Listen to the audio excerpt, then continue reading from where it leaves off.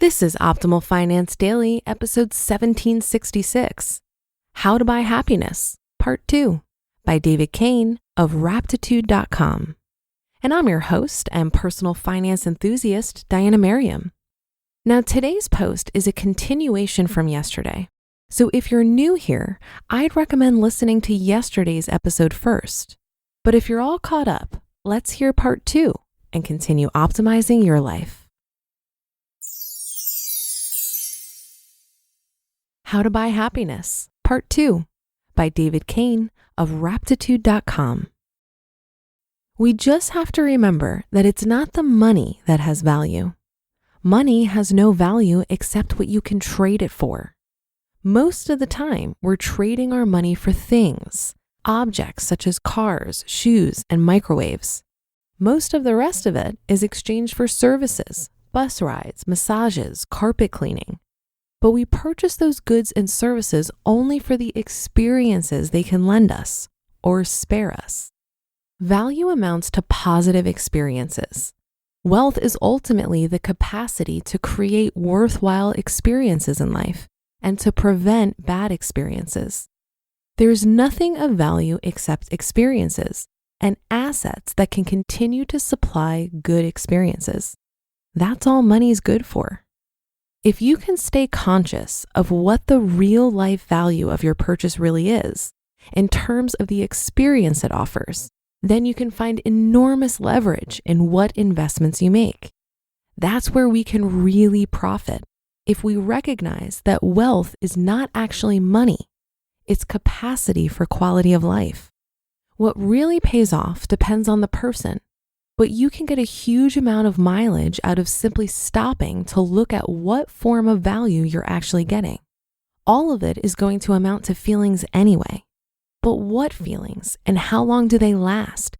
And are they going to create conditions that help make more in the future?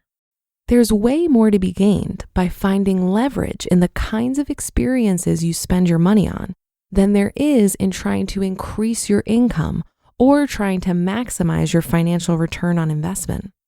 You can shop around all day trying to make 3% on your savings instead of 2.75, and then go eat a forgettable meal at Applebee's just because it's Friday and obliterate a year's worth of gains. It's the same mentality shared by the people who drive across town to the gas station that's selling fuel a few cents cheaper. They don't know where the value lies. They react to numbers. Lessons from chocolate. For most of us middle classers, our greatest financial leverage is not in what mutual funds we buy, but in how we gauge the real life value of our consumer purchases. You can multiply what you get out of your discretionary income by asking, what form does this value come in terms of experiences? How long does it last? Will it leave me with some kind of value-producing asset, such as a skill or a tool? The cost of something is not limited to the amount of money you forfeit for it. Purchases often come with negative total value.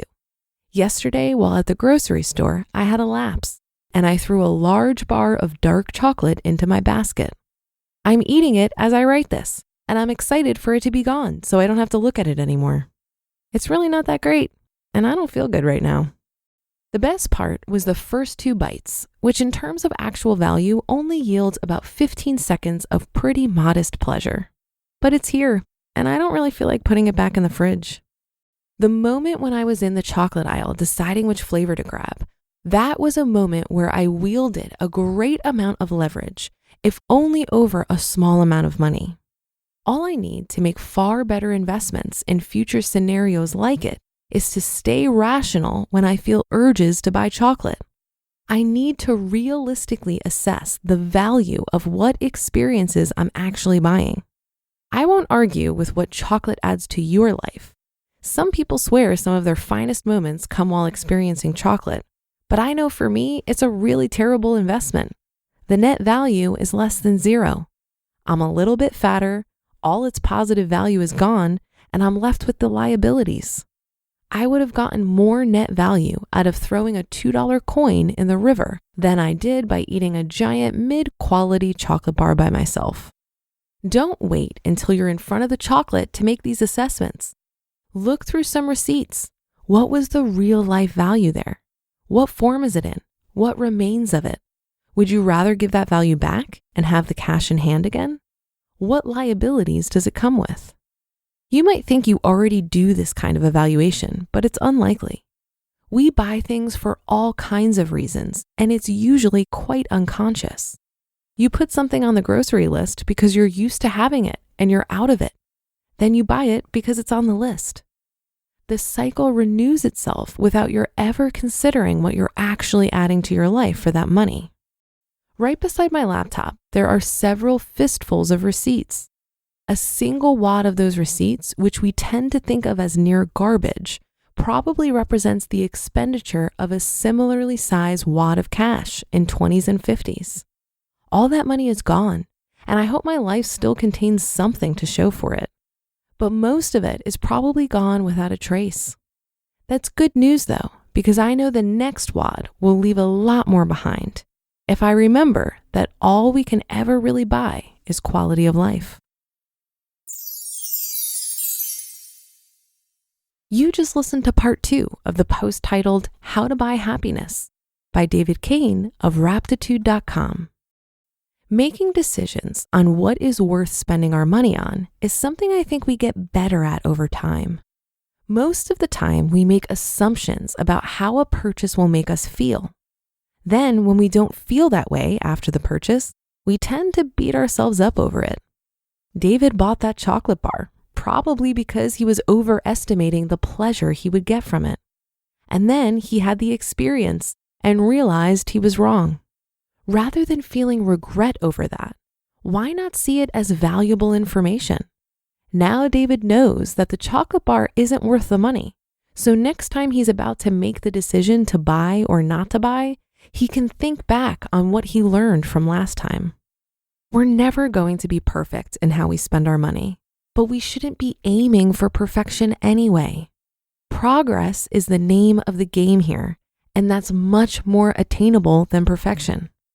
When I have a spending regret, I remind myself that I can always make more money, but I will never get back the time I'm using to feel bad about myself. For example, this year, my Midwestern gentleman and I went on an extravagant vacation to the Grand Canyon and Sedona. At the time, I didn't have a lot of mental bandwidth to plan the most cost-effective vacation. So I threw caution to the wind and just booked stuff that was convenient and recommended. This vacation cost us thousands of dollars. And when I drop that kind of money, my expectations of the value of the experience are often way too high. We stayed at the El Tovar Hotel at the south rim of the Grand Canyon, which in my opinion was not worth the money. Also, the only food options were subpar and expensive. But I lived and I learned, and I was able to console myself by considering what I'll do differently next time. Next time, I'm renting an RV and bringing all of my own food. Lesson learned. And that's another episode and weekend of Optimal Finance Daily in the books. Thank you for your support and for listening every day. I'll be back with more posts for you on Monday. So have a great rest of your weekend, and I'll catch you tomorrow where your optimal life awaits.